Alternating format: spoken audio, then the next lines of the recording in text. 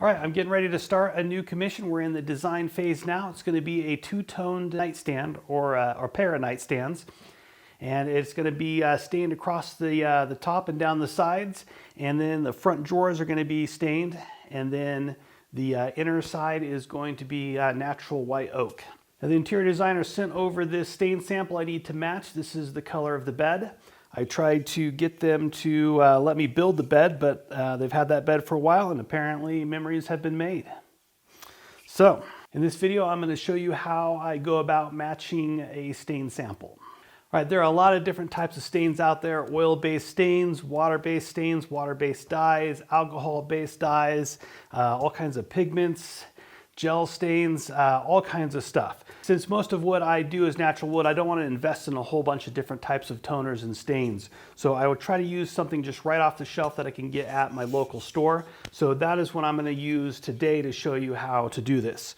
So I'll show you a little bit what not to use that is probably not going to give you a good result if you're trying to match a stain color, and show you why I use this other system. All right, so first, you don't want to use a system that looks a lot like this. This has just a whole bunch of different shades of brown in it. They have some reds browns to yellow browns to greenish browns. But if you wanted something that's kind of in the middle of one of these two colors, it's going to be really hard to achieve that just by mixing a whole bunch of browns together. For example, if you have a golden oak color and a driftwood color, the golden oak color is very yellow in tone. It's kind of a yellowish brown, to where the driftwood color has more kind of a greenish tint to it.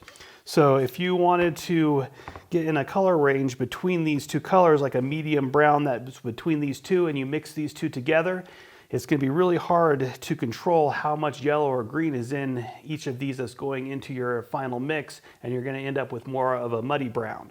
Now, I just want to point out there's nothing wrong with Minwax. I've used it for years. It's a great product. But as far as trying to match stains, it's not really the go-to product I use.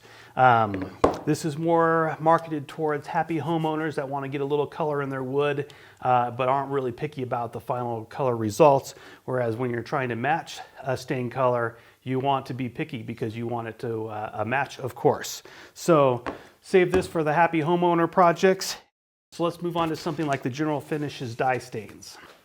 So General Finishes has a lot of different colors. They have some base colors for different browns, and then they have a lot of the primary colors like reds, yellows, and blues. And then they have combinations of those primary colors, like yellow and red make orange, or yellow and blue make green. And this is important because if you have a brown stain and you want to make it kind of a brownish green stain, you can add a little bit of green dye to that. If you want it to be a brownish orange stain, you can add a little bit of orange to it. And then if it's too orange or not orange enough, you can adjust the color of orange with the red and yellow to get a different shade of orange. So you have all kinds of micro control over your dye stain with a system like General Finishes that has the whole range of primary colors available for you to use to manipulate your dyes. And so that way you don't end up with a muddy brown look. So it is important to have a good understanding of how the color wheel works, and I won't get into that into this video, but I'll put a link somewhere down in the description to a video that I think does a good job explaining how the color wheel works, so you can better understand how to manipulate your primary colors to get the brown color you want. All right, so the nightstands are going to be made out of white oak. So I have a piece of white oak left over from another project that I'm just going to use as my sample piece to work on my stain colors. And luckily enough, the wood that the stain sample is on, I believe, is white oak too. So that will really help in trying to match the stain, because each different type of wood reacts different to the stain. Some woods are more porous and the stain soaks in and it becomes darker, and so on and so forth.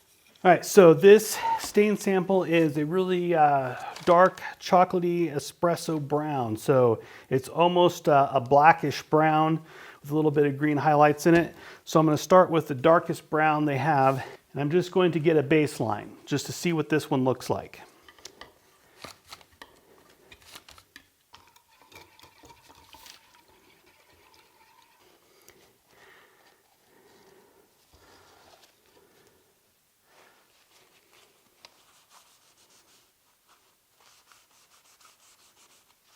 All right, and we're not even close. But since this does have a little bit of brown in it, I'm going to start out with some brown. Now I'm going to just use a tablespoon here, and I'm just going to keep track of how many parts I use. So when I go to scale this up, once I find out how much of each color I need, 1 part this, 3 parts that, 4 parts that, it'll be easy to scale it up to a usable amount for the whole project. Make sure I clean this off real good between each color so I don't contaminate my other colors. All right, so now I have some black, or they call it ebony. Make sure I thoroughly mix. I'm not going to mix up my mixing stick so that way I don't cross-contaminate. So I'm going to start off slow here. So I have 1 part dark brown and 1 part ebony. All right, and then we'll test this color.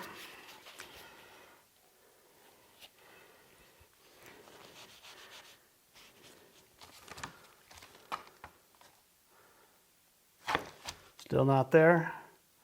So I'm just going to keep adding 1 part at a time, mixing it together until I start to get close. And each time use a clean paper towel, so again, no cross-contamination, and the color that was soaked into the paper towel from the last time won't contaminate my results. All right, and when doing this, you want to try to compare your color while the stain is wet. Once it starts to dry, it starts to get lifeless. Since this guy has a clear coat on it already, it's making the color pop. So the dry stain, your color won't pop. So you want to compare while it's still wet.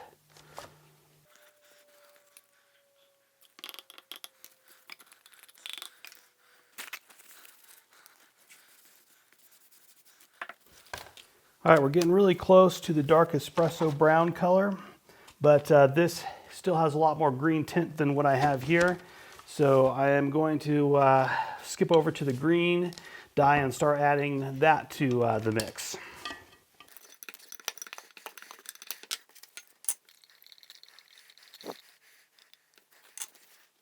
And just keep writing it down so I remember what the formula is.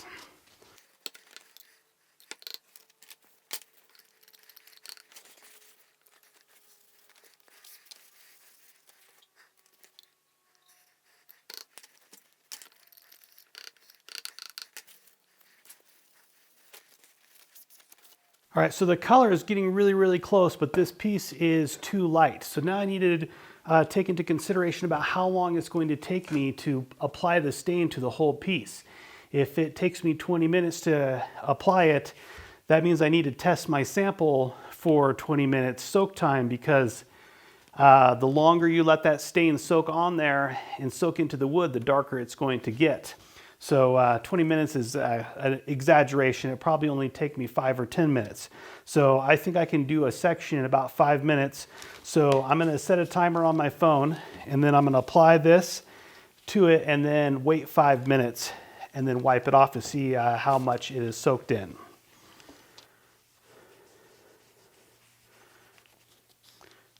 All right, I'm going to let it soak, and if it starts to look like it's starting to get really dry, I'm going to reapply some more stain just so it doesn't dry up, because then it's going to be a streaky mess and not allow that stain to soak in. So when I'm putting it on the final piece, I am also going to be going back over what I've already stained to make sure that it doesn't dry up into a streaky mess, and make sure it's staying wet so it completely soaks in for the full 5 minutes.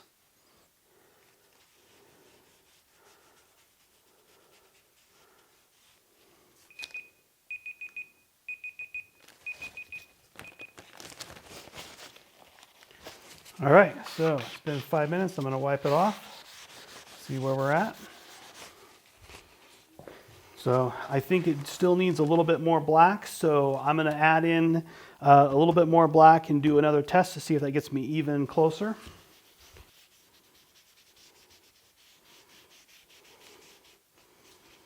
All right, so we went through a whole range of different colors and things, and I just kept micro adjusting as I went, just adding a teaspoon at a time of each color as I thought I needed to be a little more black. So I added a little more black, a little more green, I added a little more green, and so on until I got to something that looked really close to my final finish here. I cut off another piece for the client, a clean piece to send to the client, and I'm going to spray this guy another coat with a top coat. So now we need to talk about top coats, because top coats can actually affect the color of your stain. So if you look at this guy, it says it's clear. All right, but if we pour this out, you look in there, that's definitely not clear. It's very much an amber color. That amber color is going to give your stain kind of a amber overtone now. If you look at this guy, it says it's clear. It's not clear either. Now I realize this is a concentration, but it still has a color to it. It's still going to change the color of your stain. This guy, clear satin. That guy has a nice dark syrupy color to it, kind of a reddish brown. So it's going to give your stain a reddish brown overtone. And of course we have lacquers that have kind of an amber tone to it, and a lot of top coats, especially nitrocellulose type lacquers, age over time, and so they turn yellow over time, and so that's going to change your stain color over time as well. And then we have what's called a water white finish. That's not because this is white, it's actually clear, but what they're saying is that this has a non-yellowing agent in it, so it shouldn't change the color over time very much, because it's going to resist that yellowing, and also is probably one of the more clear to start with finishes, so it doesn't have any of that amber color or very little. You can see there is a little bit of a tint to this, but it is a lot clearer than any of the other top coats we've found. And that, I believe, is the water white chemistry that's going on in there to make it come out as clear as possible and also not yellow very much over time. So if you're trying to match a stain, the top coat is important, as well as the sheen. A matte finish is going to reflect light and the color in the light different than a high gloss finish, so that's going to make it appear different as well. And then you also have the grain patterns. If you look at this, the deep cathedral grain is almost black, where the surrounding wood has that brownish green to it, or that espresso green color to it. So the grain of the wood, the cut of the wood, like a rift sawn wood versus a flat sawn wood, is going to accept stain differently and look differently, even though it's from the same tree. And of course you have your light sources, so like an incandescent bulb probably has more of a yellow hue to it compared to sunlight. So all those things affect the color of your stain and should be accounted for and at least considered when you're trying to match stain. All right, so looking at our stain sample here, I think we pretty well nailed it here. So I'm going to get this sent off to the client for approval, and hopefully next week we can start on the next phase of this project.